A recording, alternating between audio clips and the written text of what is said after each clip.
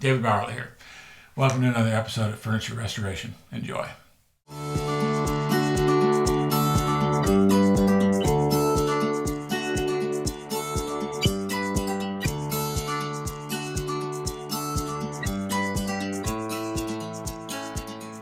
So welcome, David Bowerly here, and today I want to just show you some basics about stripping paint. I want to provide a few videos that give just the basic information that you're going to need to be restoring and refinishing furniture. So I got this painted door, and I've got already some chemical stripper on this piece. And actually I've got three different strippers on here. I've got one here, one there, and one there. They're all pretty heavy-duty industrial strippers, but I think if you search hard, you can still get your hands on some of that. But I got lucky with this door. I want to show you some ways to work on paint that don't require messy chemicals. This door, I believe, was painted with or was finished with shellac underneath the paint.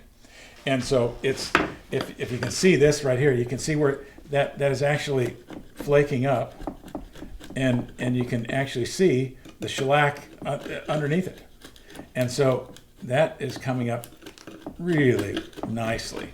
And I do not advise using a chisel in most cases, especially in the hands of somebody who isn't really familiar with having a chisel in their hands a lot. You can dig into the finish too much. So I like this.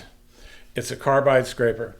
This was pretty expensive. They were not inexpensive, but it really works well. So you can pull on it, or you can push on it, and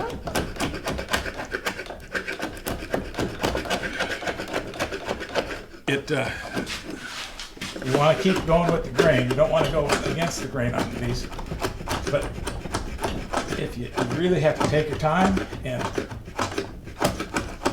it does work well. I like to stay on an outside edge like this with this, so this front edge gets in there, and it's pretty easy to follow going forward.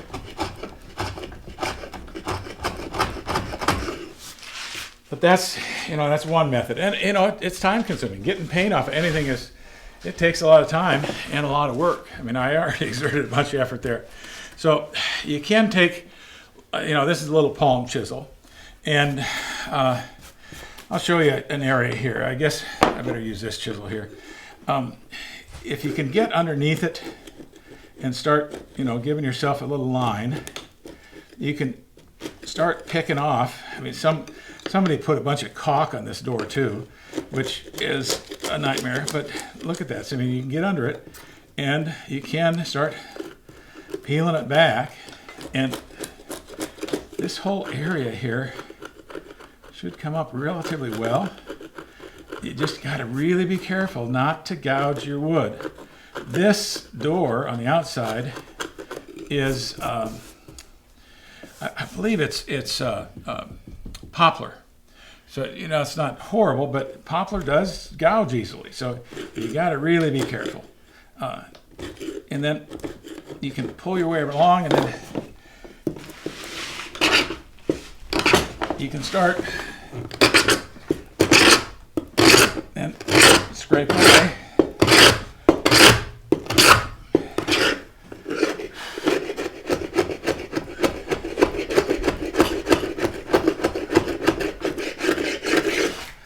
And sometimes you have to go at it that way, sometimes that's this way, and you just do what works, and there is no one way to get at this stuff sometimes.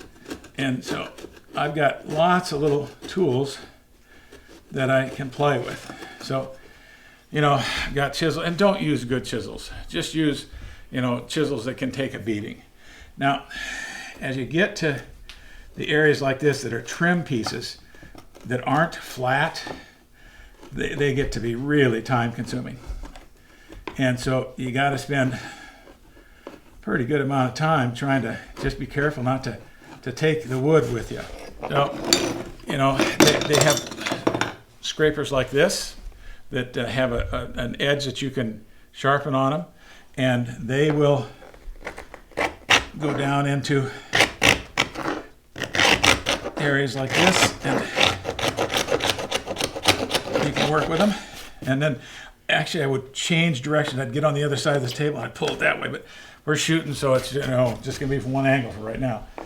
But also there are, where'd my, oh, here it is. Okay, so there are also pieces like this that you can get that have different size semicircles in them, and you can scrape with that too.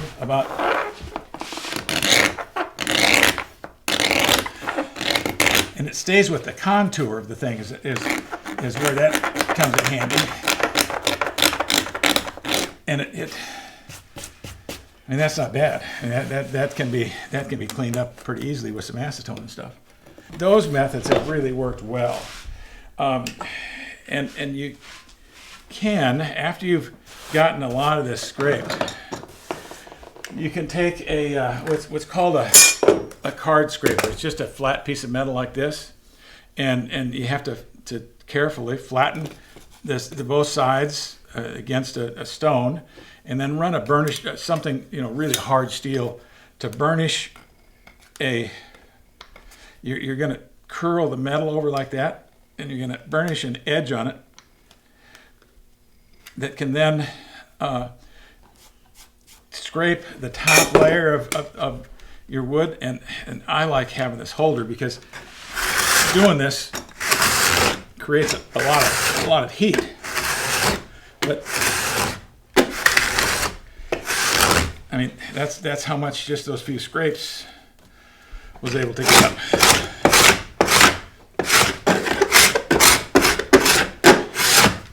So there's another tool, and there is no one tool. It's nice to have a bunch of options available. So another method of stripping is a heat gun, and sometimes it's incredibly helpful. I mean, look at this. I mean, this gun is going through, I don't know, there's probably at least 4 or 5 coats of paint on here. And I'm pretty sure at least one of them is leaded paint too. So normally, you know, you need to wear protective gear for stuff like this. And you know, it will, a heat gun, given it, if it gets too hot, will create fumes that are bad. So you need to be careful with that. But a heat gun, I mean, look at this. It's just superb the way it will work. Now this works much better because of the coat of clear finish that's underneath the paint. A clear finish outdoors deteriorates really fast, and so it probably wasn't too many years of care on this thing that they gave up and started painting it.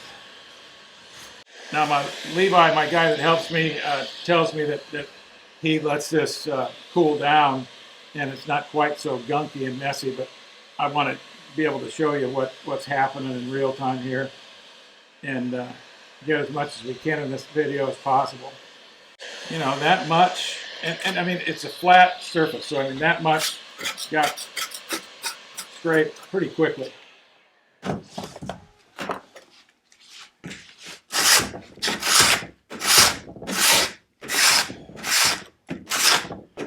It's interesting. There are some marks on this from somewhere along the line. God knows what, but boy, there's some pretty heavy gouges in that thing.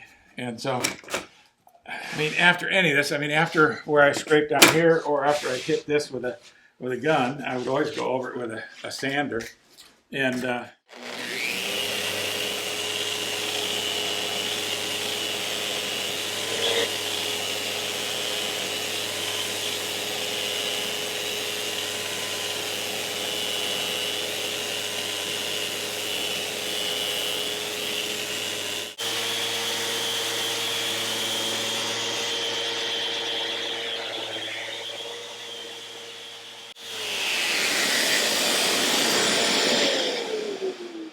so, I mean, that's really nice. And what I'd come back, there's, you know, a little tiny, you know, couple spots there that hint of having some paint left in them.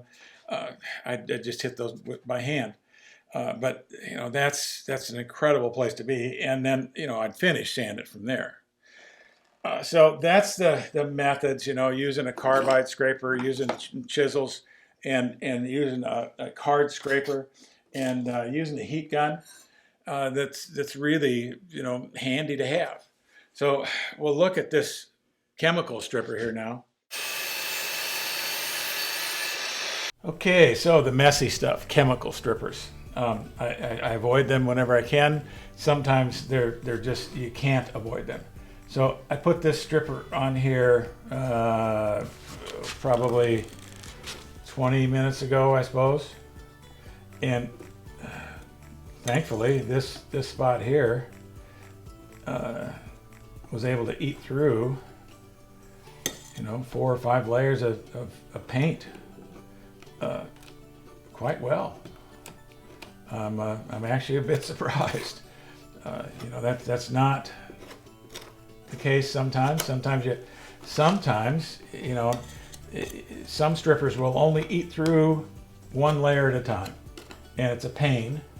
It really sucks, and they make strippers today that are supposedly safer for you, but they really don't work very well, and so they're hard to use.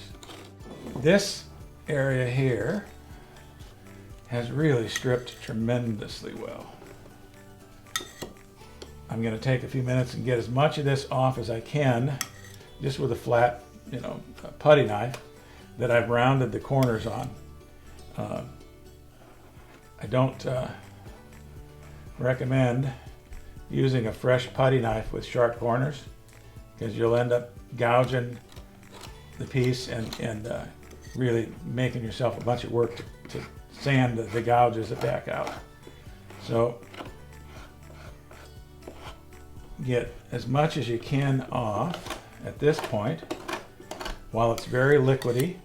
If you're lucky, you have access to some dental tools. I mean, I have a whole bunch of them.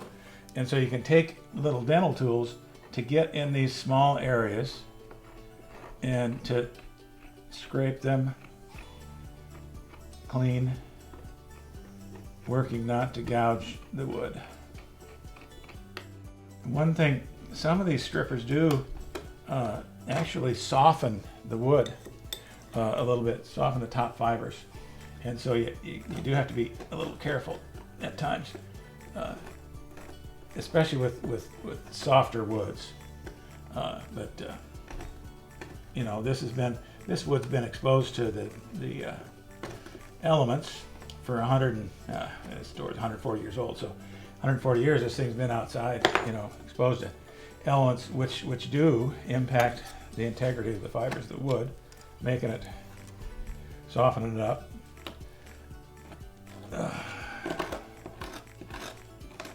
So this corner was done with a different stripper, and it actually did a good job, but not quite as good as the first one did. And so it's certainly passable. Then I'd come in with one of my dental tools and start slowly, because it's always the corners that are the hardest to get cleaned up. And you just get in there very carefully, just kind of putz with it a little bit. And I'm thinking that with this particular one, a heat gun would have probably done this, I think it's probably as efficiently as this did. It would require some picking, with tools like this, but I think it would have done quite a good job. I'm moving through this a little faster than I normally would, but at this point, I would take some regular stripper and put on there, and use, in this case, this is an old toothbrush, and scrape it with an old toothbrush. And it would get even more of that stuff that I haven't been able to get.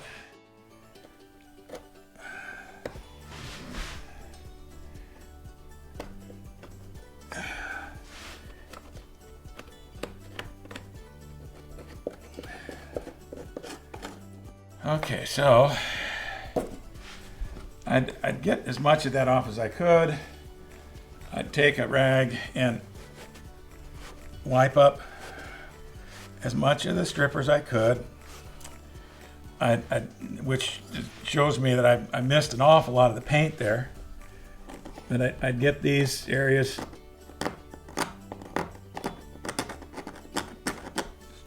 a little bit better.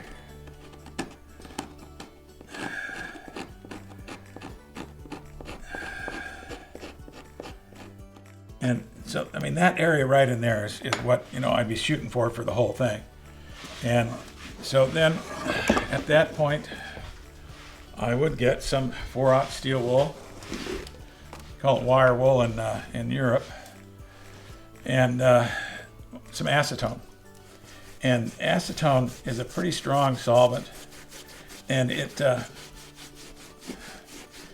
helps clean up a surface. And the steel wool helps to scuff it up and get anything off that is behind. And so if this were not coming off so well with the mechanical stuff and with the heat gun, I'd be forced to do a chemical strip. And sometimes that's just the way it is. Some stuff will not respond to scraping and trying to pick at it. But this will probably be the only chemicals that I'll use on this, just because I wanted to show you the process of chemical stripping on these things. Just because chemical stripping is so messy, so stinky, it's costly. I mean, stripper is very expensive, so if you can do it by hand, if you can do it with scrapers and tools, all the better. But you've got to be careful not to scratch your wood, because wood is so easy to scratch. Give yourself more work after you're done. And now, see, this stripper did not work. This is of the 3 strippers that I had on here. This is the one that worked the least well. Is that correct phrasing? The least well?